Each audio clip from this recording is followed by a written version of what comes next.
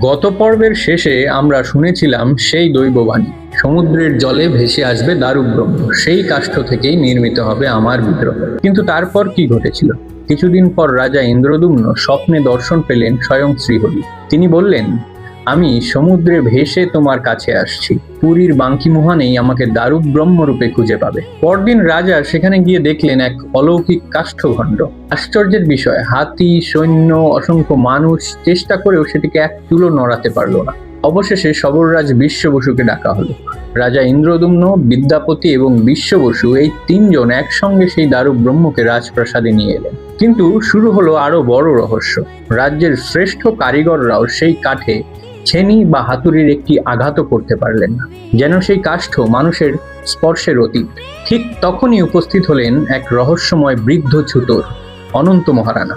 অনেকের মতে তিনি স্বয়ং শ্রীহরি, আবার অনেকের মতে দেব শিল্পী বিশ্বকর্মা। তিনি বললেন, আমি বিগ্রহ নির্মাণ করব, তবে 21 দিন কেউ এই কক্ষের দরজা খুলবেন না। রাজা শর্ত মেনে নিলেন, কিন্তু মাত্র 14 দিনের মাথায় রানী গুচিন্ডা আর অপেক্ষা করতে পারলেন না। দরজা খুলতেই দেখা গেল ছুতোর অন্তর্ধান করেছেন, আর জগন্নাথ, বলভদ্র ও সুভদ্রার বিগ্রহ রয়ে গেছে অসম্পূর্ণ অবস্থায়। রাজা ভেঙে পড়লেন। কিন্তু সেই রাতেই শ্রীহরি আবার স্বপ্নে এসে বললেন, এই রূপেই আমি পূজিত হব, কারণ আমার কোনো নির্দিষ্ট আকার নেই। ভক্ত যে রূপে আমাকে ভাবেন, আমি সেই রূপেই তার কাছে প্রকাশিত হই।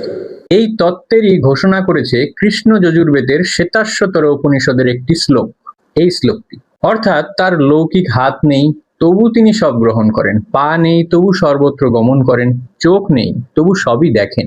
কান নেই, তবু সবই শোনেন। তিনিই সেই আদিপুরুষ, যার কোনো সীমাবদ্ধ রূপ নেই। তাই জগন্নাথ দেবের অসম্পূর্ণ বিগ্রহ কোনো অসম্পূর্ণতার প্রতীক নয়, বরং এটাই ঘোষণা করে পরম ব্রহ্মকে মানুষের হাত কখনো সম্পূর্ণ রূপ দিতে পারে না। আর সেই চিরন্তন তত্ত্বকেই স্মরণ করে আজও আষাঢ় মাসের শুক্লা দ্বিতীয়া তিথিতে জগন্নাথ, বলভদ্র ও সুভদ্রা রথে আরোহণ করে গুচিন্ডা মন্দিরে গমন করেন। লক্ষ লক্ষ ভক্ত রথের রশি টেনে শুধু একটি রথ নয়, টেনে নিয়ে চলেন হাজার বছরের বিশ্বাস, ভক্তি আর সনাতন ঐতিহ্য। তিনি রূপের নন, তিনি অনুভূতির। তিনি চোখে ধরা পড়েন না, তিনি ধরা দেন শুধু ভক্তির কাছে। জয় জগন্নাথ।